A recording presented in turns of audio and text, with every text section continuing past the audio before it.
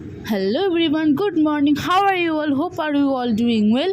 Welcome to another mini vlog of Mahakumbh. Okay, so this is a day 2 of Kumbh Mela.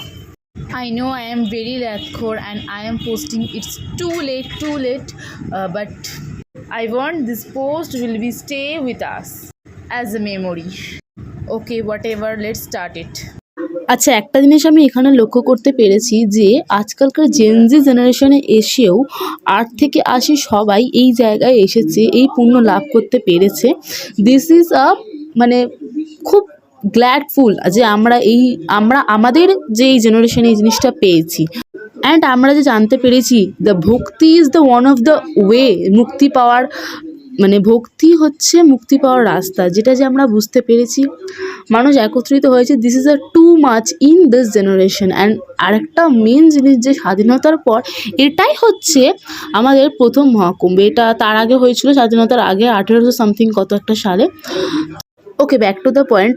এটা ছিল day 2 of Maha Kumbh and আমরা স্নানটা করেছিলাম day 2তেই, কারণ তিথি ছিল বসন্ত পঞ্চমী 3rd ফেব্রুয়ারি। এরপর আমরা গেছিলাম একটা দোকানে, অবভিয়াসলি জায়গাটা পুরো ভেজিটেরিয়ানের পুজোর জায়গা, তো একটা নর্মালি ভেজিটেরিয়ানের দোকানে গিয়ে আমরা ভেজের ওপর ব্রেকফাস্ট করেছিলাম, লাইক গাজরের হালুয়া। এরপর আমরা গেছিলাম মেন মেলাটা ঘুরছিলাম সকালবেলা। আর কি সুন্দর একটা ভাইব, সকালবেলার ভাইবটা কি সুন্দর, ভজন হচ্ছিল, গান হচ্ছিল, আর কি সুন্দর সুন্দর জিনিস বিক্রি হচ্ছিল, মানে এইগুলো দেখার মতো আর কি, খুব ভালো একটা ভাইব আছে।